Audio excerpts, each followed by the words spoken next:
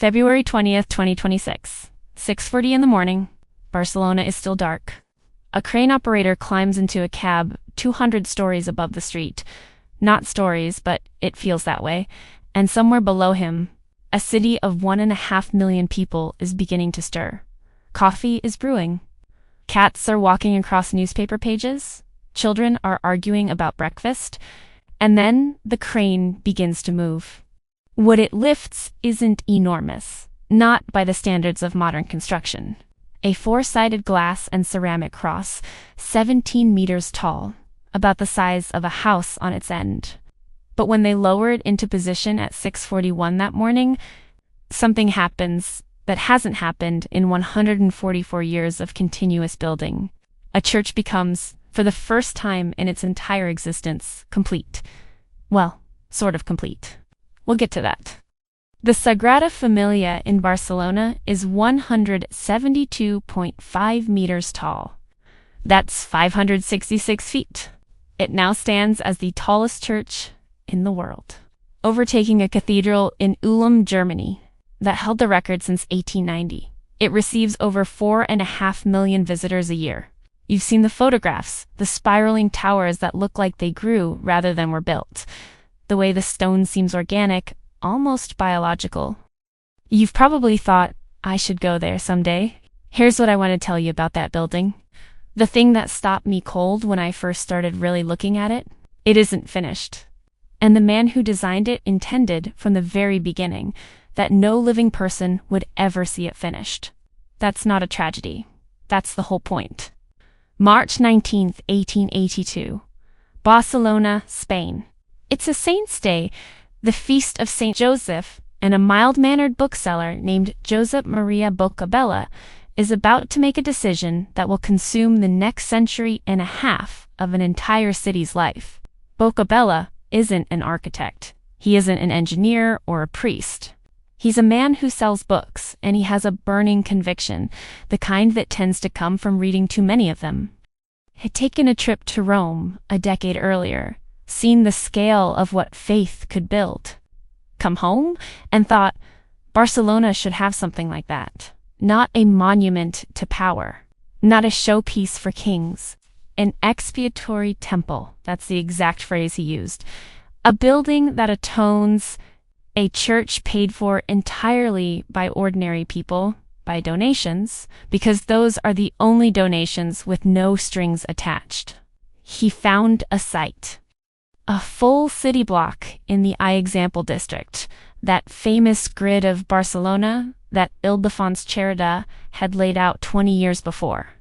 12,000 square meters of flat land, which sounds enormous until you understand what Bocabella intended to put on it. The first architect was a man named Francisco de Paula del Villar. Fine man, competent. He drew up plans for a Gothic church, respectable, handsome, the kind of thing any European city would have been proud of. He laid the first stone on March 19th, 1882. Then he quit. There was a disagreement about money, specifically about who owed what to whom, and Villar walked off the project. And a year later, March 1883, the construction board handed the whole thing to a 31-year-old architect named Antoni Gaudí, who had exactly one completed building to his name, and whose ideas were, by the polite standards of Barcelona society, completely deranged. What Gaudí did next is what this whole lecture is about. He looked at Villar's Gothic plans. The crypt was already partly built. He had to work with that, and he didn't throw them away. He transformed them. He took Gothic as a starting point and asked, what is Gothic actually trying to do? Why do cathedrals have flying buttresses? What problem does a pointed arch solve? And then he started solving those problems again, from scratch, but differently. Gothic architecture, he noticed, is always at war with itself. The walls want to fall outward because the roof is pushing down and out, so you add flying buttresses to push back inward. Then those buttresses need to be supported. Then those supports need more buttresses. It's a system constantly fighting itself, enormous stone muscles locked in permanent tension just to hold the building upright. Beautiful, but inefficient. Gaudí thought, what if the structure itself could resolve the forces? What if the columns branch the way trees do, so the load spread naturally? What if you turned the problem upside down, literally? He built physical models using strings and hanging weights. Turn a hanging chain upside down, and you get a perfect arch, one that carries its load in pure compression, no tension at all. He built rooms full of these inverted string models, photographed them, flipped the photographs, and derived his structural geometry from what gravity itself described. He was letting nature design the building. But here is the fact that should stop you. In the 43 years Gaudí devoted to this church, the last 12 years, he gave up everything else and moved into a workshop on the construction site, eating almost nothing, wearing clothes so ragged that when he was hit by a tram in June 1926, nobody recognized him as anything other than a beggar in all 43 years. The building went from 0 to roughly 15% complete. 15%. He knew that when he died. He said so. He told people, "My client is not in a hurry. Let me describe the building to you, not what you see in the photographs, but what it actually is structurally, because the structure is the revelation. Stand inside the nave. Look up. The columns don't look like columns. They look like the inside of a forest. They branch. They branch again. The branches meet overhead in a canopy of hyperboloid vaults. That's the technical term. Hyperboloid, meaning a shape generated by rotating a line around an axis that it doesn't intersect. The same geometry as a cooling tower at a power plant. The same geometry as certain species of seashell. The same geometry your eye traces when you look up through a forest canopy on a clear morning. Gaudí spent decades working out that these shapes, hyperboloids, paraboloids, helicoids, could be generated by straight lines. You take two rings and connect them with strings, twist one ring relative to the other, and every string is straight, but the surface they define is curved. It's called a ruled surface. And Gaudí realized that ruled surfaces could be built from straight-cut stone blocks, assembled in ways that created curves. This mattered because it meant you could cut complex, architectural shapes, using the same traditional stone-cutting methods that had been used for centuries.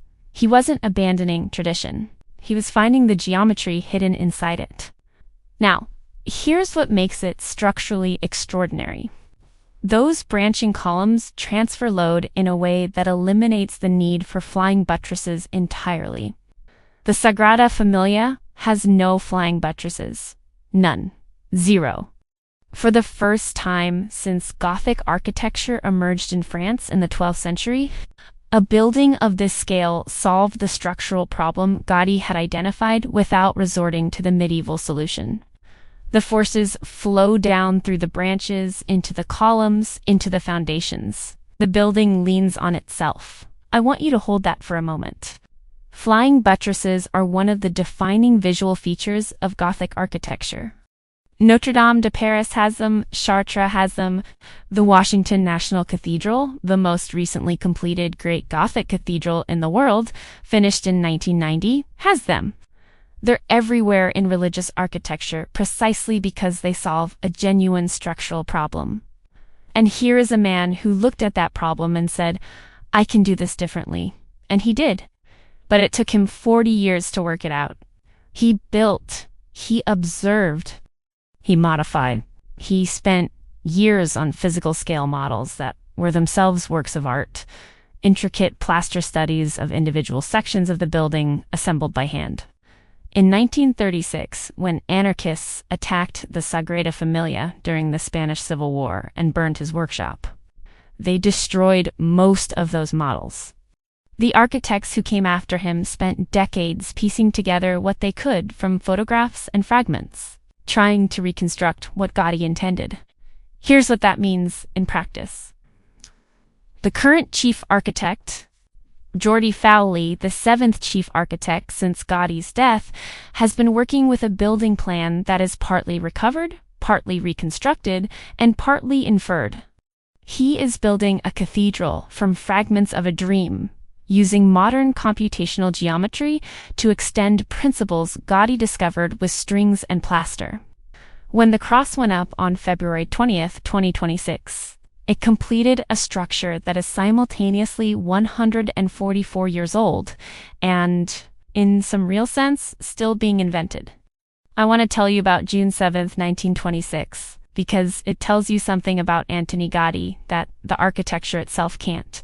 He was 73 years old. He'd been working on the Sagrada Família since he was 31, 42 years. He had no wife, no children. He'd given everything up.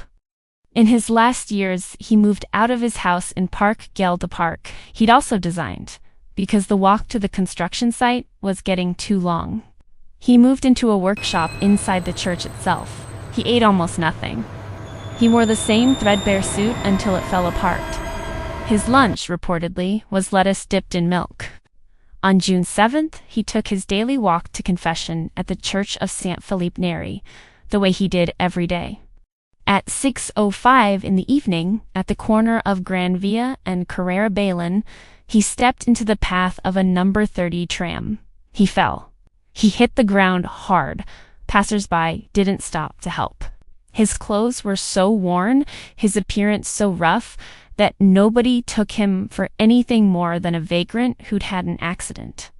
3 days later, on June 10, 1926, he died in the Santa Cruz hospital. A large crowd walked his coffin from the hospital down La Rambla, through the Gothic quarter, past the Barcelona cathedral, and to the Sagrada Família, where he was buried in the crypt. He never saw the nativity facade completed. He never saw the towers finished. He had built one tower, the bell tower of St. Barnabas, and was buried under the building he'd spent more than half his life constructing. There is something I keep coming back to about that story. He knew perfectly well that he wouldn't finish it. He said so more than once.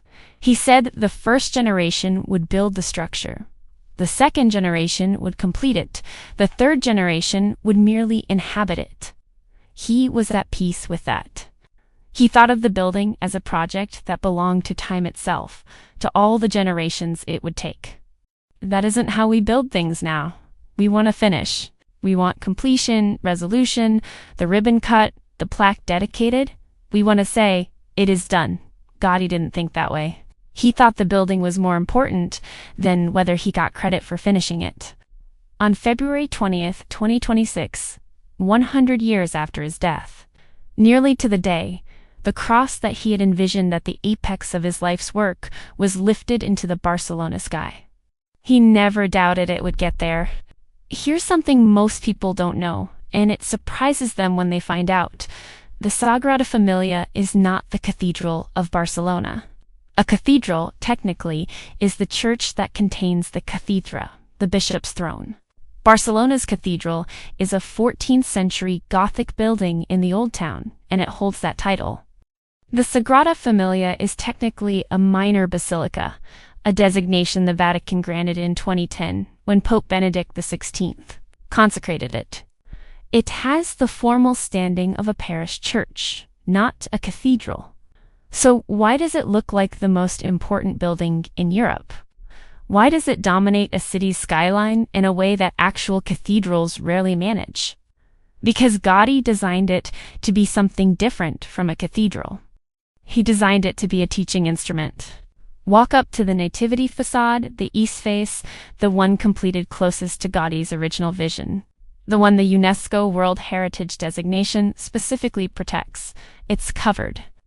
It is covered. Every square inch of available surface is filled with carved stone figures, plants, animals, inscriptions, symbols. There are more than 100 sculptural figures on this facade alone. Salamanders, pelicans, cypress trees. 3 portals named Faith, Hope, and Charity.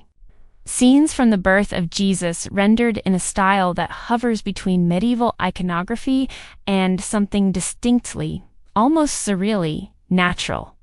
Gaudí described it as a catechism in stone. He meant that literally. He imagined that an illiterate Spanish farm worker could stand in front of this building and read the entire story of Christianity from the carvings. No book required, no priest required. The stone would teach you. There's a precedent for that idea.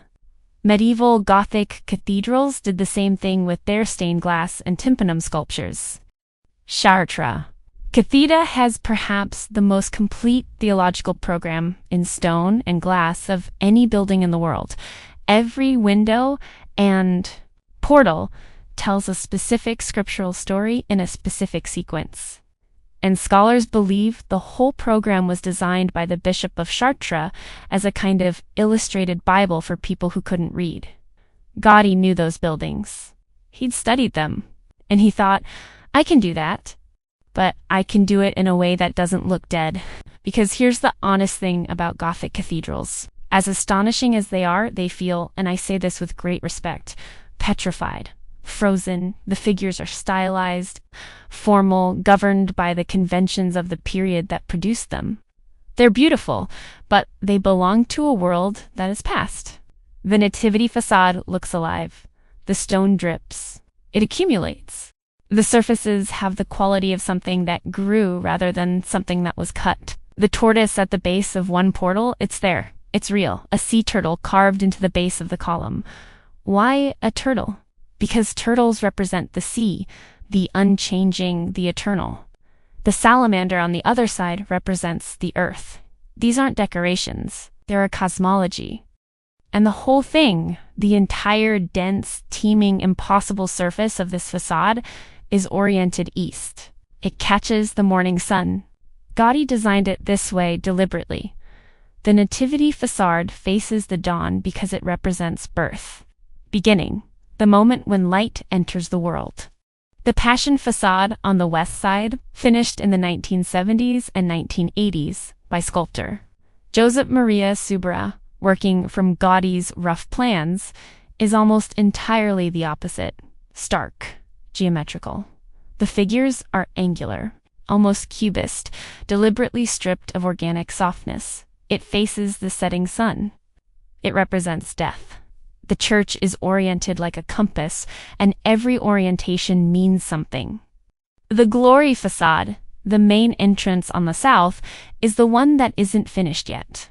When it's complete, sometime in the 2030s, it will be the largest of the three and will represent the final judgment, the resurrection, the full theological arc from birth through death to eternity. It's the part Gaudí spent the least time on, because he knew he wouldn't live to see it. It will be built by architects who were born after he died, using tools he never imagined, following instructions he left in fragments. This is, in the fullest sense, a multi-generational project. Not because it ran over schedule, because it was designed that way. The building's total footprint covers 4,500 square meters. That's roughly the size of a soccer field. But the towers are what get you. Gaudí designed 18 towers in total. 18. 12 of them represent the apostles. Those are the ones surrounding the three facades, ranging from 98 to 112 meters in height. 4 taller towers represent the evangelists, at 120 meters each. One tower, the second tallest at 138 meters, represents the Virgin Mary. And then the central tower, the one completed on February 20th, 2026, dedicated to Jesus Christ, 172.5 meters. Gaudí set that height deliberately. Montjuic, the hill that overlooks Barcelona, is about 173 meters above sea level at its peak. Gaudí insisted the Tower of Jesus Christ be 1 meter shorter. The work of man, he said, or words to that effect, should never surpass the work of God. The mountain stays taller, just barely, by 1 meter. The interior of the nave is 90 meters long and 60 meters wide, but those numbers don't convey the experience. What conveys the experience is this. When the light comes through the stained glass windows on the south side of the nave, which Gaudí designed to be in warm colors, reds and oranges and yellows, Because the south gets the hot afternoon sun, the interior fills with amber light that seems to move. The floor changes color as the sun moves across the sky. The building is a sundial, a very slow, very beautiful, very theological sundial. The nave has a central height of 45 meters. For comparison, that's roughly the height of a 15-story building. You are standing inside a 15-story glass forest. Construction began in 1882. That is, at this writing, 144 years ago. The building has employed, over that span, somewhere in the neighborhood of 10,000 workers, stonecutters, sculptors, structural engineers, glass artists, ceramic fabricators. The funds have come entirely from private donations and visitor entry fees. There is no government subsidy. No Vatican money. In recent years, those visitor fees run to roughly 25 million euros annually, which is the entire construction budget. Let that settle in. 4.5 million people a year pay to watch a building get built. That's the funding model. It's the only building in the world, I believe, where the tourists are essentially the clients. Now here's the number that gets me every time. When Gaudí died in 1926, the building was somewhere between 15 and 25% complete. Today, in 2026, it is perhaps 95% complete. That means more of the Sagrada Família was built in the last 100 years than in the first 44. And vastly more was built in the last 30 years than in the 30 before that. The technology accelerated the work. Computer-aided design let architects work out Gaudí's geometric principles at a precision and speed that his plaster models could never achieve.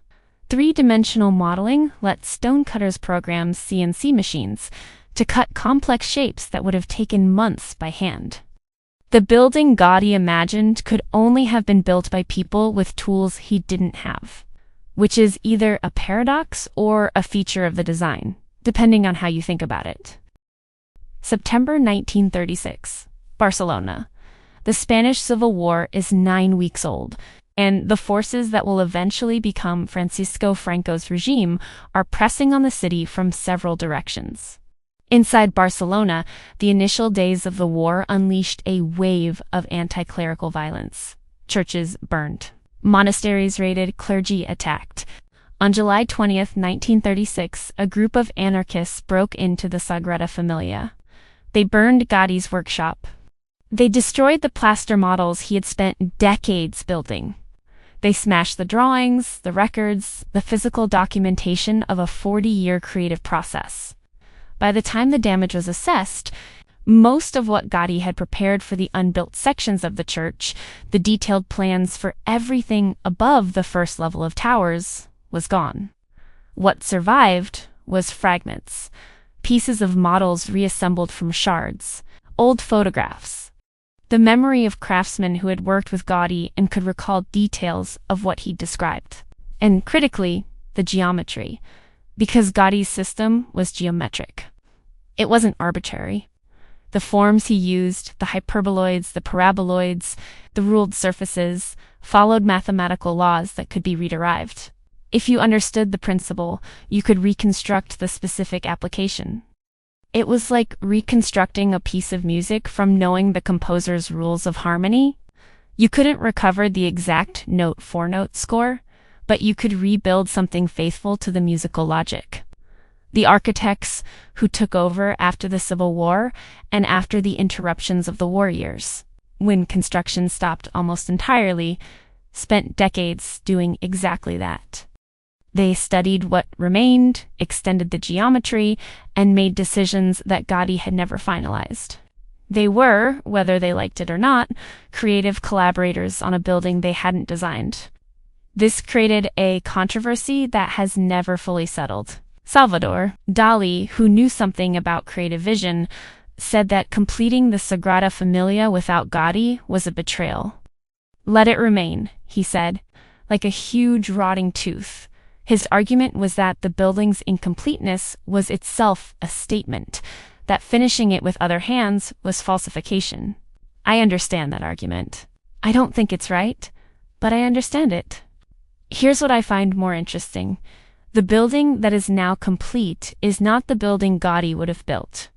It's the building that Gaudí's ideas produced, carried forward by 10 other architects, 500 computer programmers, and 100 years of technological change. The cross on top of the Tower of Jesus Christ was fabricated in Germany, the steel framework assembled by German engineers. The white glazed ceramic tiles made in Catalonia. The whole thing transported by ferry and truck to Barcelona and hoisted into place by a crane. Gaudí designed by hanging strings over a table. The cross contains a spiral staircase and will eventually have lights projecting from it across the Barcelona night. The building is Gaudí's and it isn't. It's a collaboration across time. A conversation between a dead genius and a series of architects who spent their careers trying to be faithful to something they could only partially see. That seems to me less like falsification and more like what all architecture has always been. Buildings take decades to build, architects die, clients change, technology changes, the stones stay. The problem of being faithful to a vision you can only partially know is not unique to the Sagrada Familia. It's the condition of all long projects, all inherited work, all civilization. Let me tell you what was actually put on top of that building on February 20th, 2026. Because when you understand what it is, you understand something about what Gaudí was trying to say. The cross is 17 meters tall. That's about 3 stories. It's not made of stone. It's a steel framework clad in glass and white glazed ceramic tile, materials that catch and refract light. Gaudí wanted the cross to be visible from far away, not just in daylight, but at night. He wanted it to shine. The cross has 4 arms, but it's 3-dimensional. It projects in 4 directions, not just 2. Inside, it's hollow, large enough that a spiral staircase runs up through the center. Eventually, a lighting system will project beams outward from the cross across the city at night. And inside the upper arm, not visible from the outside, a sculpture of the Agnus Dei, the Lamb of God, is being installed by Italian artist Andrea Mastrovito.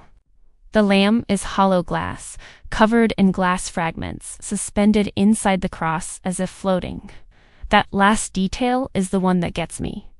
Inside a cross made of ceramic and glass, at the highest point of the tallest church in the world, there will be a glass lamb that nobody on the street can see. It exists for the cross itself, or for God, or for whoever someday climbs that spiral staircase. The cross was installed in 7 sections over a period of months. The lower arm went up on October 27, 2025, at which point the basilica became at 162.91 meters, the tallest church in the world, surpassing the Ulm Minster in Germany, which had held that record since 1890. The upper arm, the final piece, went up on February 20th, 2026, bringing the total height to 172.5 meters. The terminal section of the tower, the 29-meter-tall piece at the very top, just below the cross, was built with inscriptions around its base in white glazed ceramic and brick, To Salus Sanctus, To Salus Dominus, To Salus Altissimus. You alone are the Holy One. You alone are the Lord. You alone are the Most High. Surrounded by palm motifs, in a city of 4.5 million people, visible for miles. An official ceremony to mark the completion is scheduled for June 10, 2026. That date is not random. It is the 100th anniversary of Gaudí's death. He was buried in the crypt of this building. His grave is directly below the tower that now makes this the tallest church in the world. And on the 100th anniversary of his death, the city of Barcelona will gather, and the building above him will be, in the most meaningful sense it has ever been, complete. I said earlier, sort of complete. Here's the honest accounting. The exterior of the main structure is done. The 6 central towers are finished. All 18 of the towers Gaudí designed now rise above Barcelona's skyline. The 3 facades, Nativity, Passion, Glory, all have their basic structure in place. But the glory facade, the main entrance, is still being ornamented. The interior of the Tower of Jesus Christ needs finishing work through 2027 and 2028. All those 60,000 ceramic tiles lining the interior space need to be completed. The grand monumental staircase leading to the main entrance on the south side is projected to be done around 2034. Decorative sculpture work continues. The Agnus Dei inside the cross hasn't been installed yet. So when does it end? Probably not in our lifetimes, if end means every detail is complete. The current estimates put full completion somewhere around 2034 or 2035 for the last major elements. By then, the building will have been under continuous construction for 153 years. But I want to push back on the question itself, because I think it's the wrong question. Gaudí didn't think of completion as a destination. He thought of it as a process. The building changes as you add to it. It changes as the light changes. It changes as the city around it changes.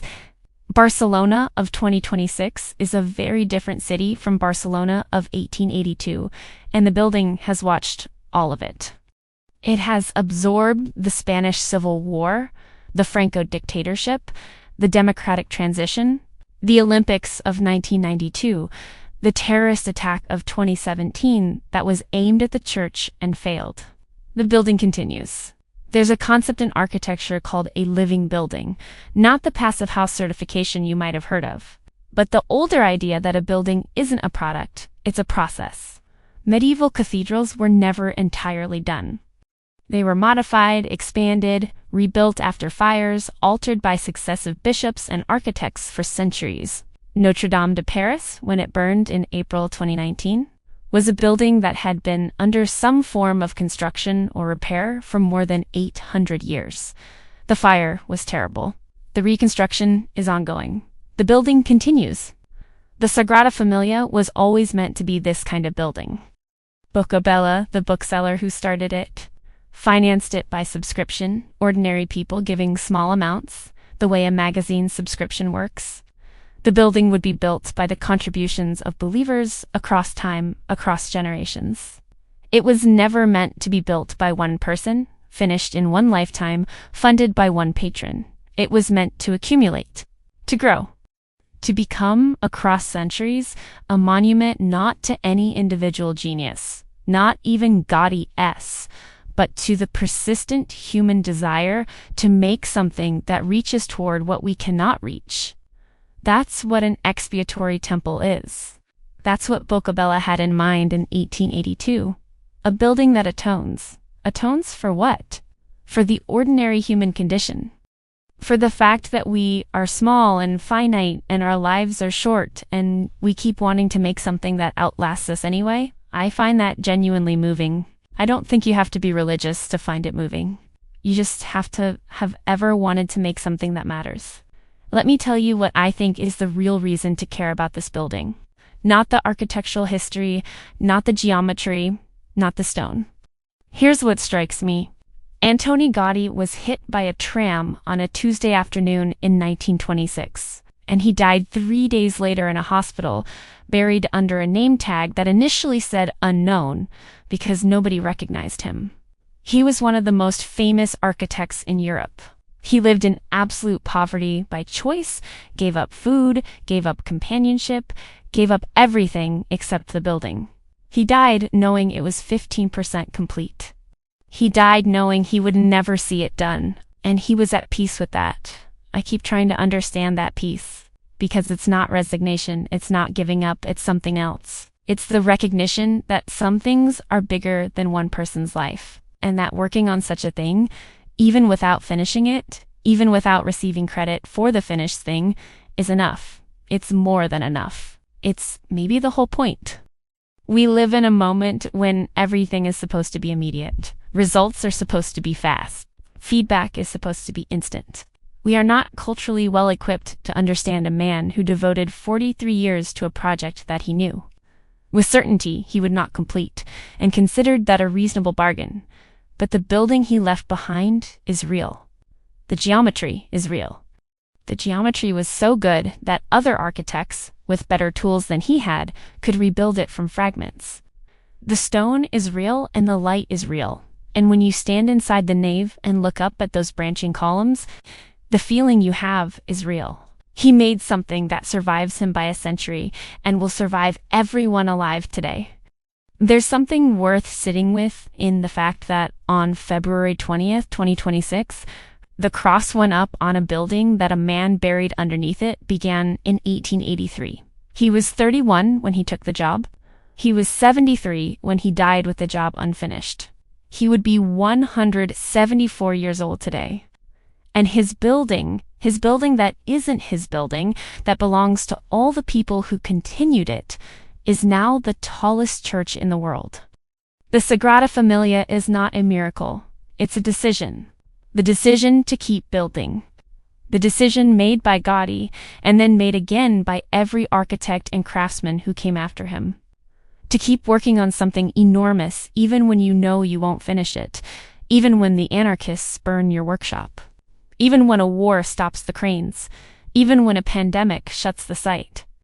The decision to keep building because the building matters more than whether you personally get to see it done. I want you to visit this building, not to check it off a list. Not because the photographs are extraordinary, though they are. I want you to go stand inside that nave and look up at the light coming through the south windows. And think about the man who designed those windows knowing he would never see them installed.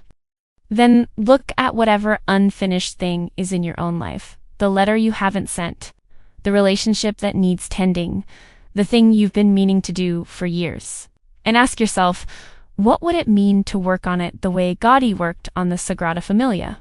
Not with the urgency of completion. With the patience of someone who knows that the work itself is the point, that the building is always, in some sense, ongoing, and that being part of it at all is the gift. He said, "My client is not in a hurry." On June 10th, 2026, 100 years to the day after he died, Barcelona will gather around the building he started. The cross will shine in the evening light. Somewhere below the crypt floor, in the dark, Antoni Gaudí will be exactly as finished as he ever was. The building above him will still be going. Which part of this surprised you most? Or tell me, what building should I investigate next?